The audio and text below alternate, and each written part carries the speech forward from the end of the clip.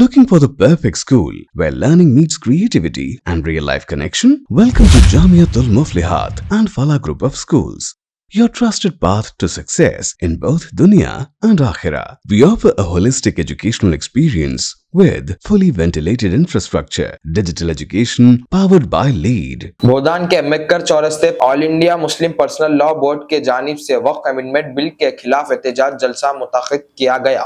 इस जलसे में हैदराबाद एमपी असदुद्दीन ओवैसी ने शिरकत की और अपने ख्यालात इज़हार किए।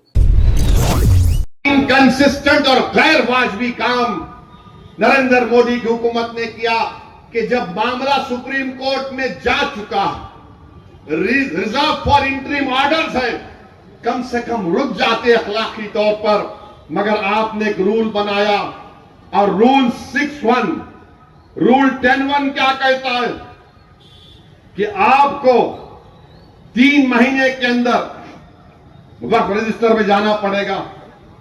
ये सबसे बड़ा प्रॉब्लम मुतवल्लियों को होगा।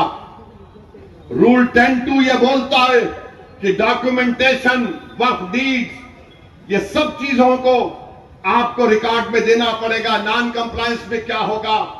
रूल 7 सबसे खतरनाक रूल 7 3C एक सेक्शन है इस कानून में जो कहता है कि अगर गवर्नमेंट में वक्फ बोर्ड में कब्जा होगा तो गवर्नमेंट एक सीनियर ऑफिसर को यह बोलेगी कि आप तय करो ये जायदाद वक्फ की है या गवर्नमेंट की है।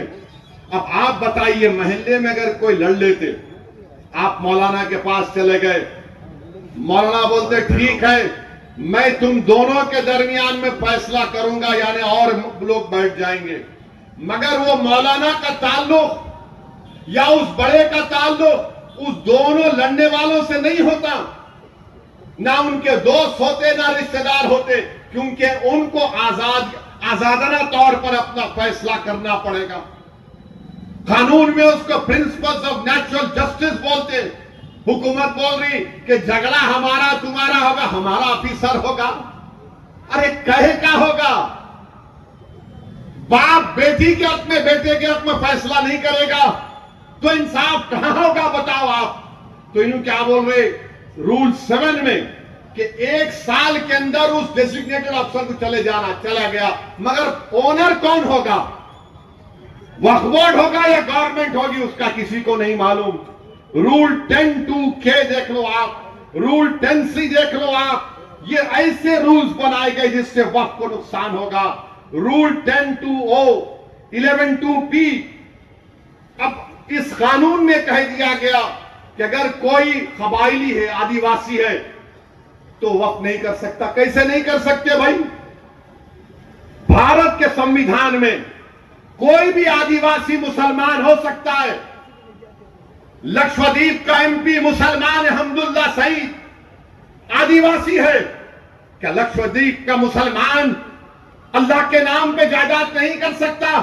तो आपने रूल बना दिया कि रूल 10(2)O रूल 11(2)P जो 5th और 6th शेड्यूल में आता है। बताइए आप क्या है ये? फिर रूल 6(1) रिट्रोस्पेक्टिव, यानी पहले क्या हुआ था।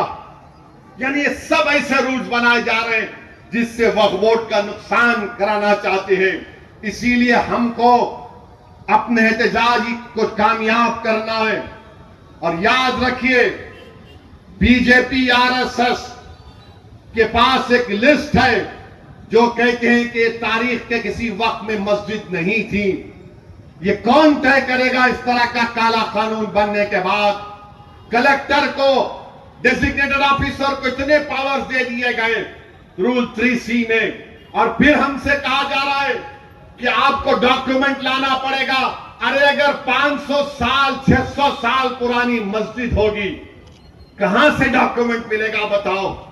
बल्कि मस्जिद हो, मंदिर हो, कहां से डॉक्यूमेंट आएगा? 600 साल पुराना कहां से आएगा डॉक्यूमेंट? मगर मोदी बोल रहे नहीं, डॉक्यूमेंट दिखाना पड़ेगा। अरे वक्फ बाय यूजर को तुमने निकाल दिया।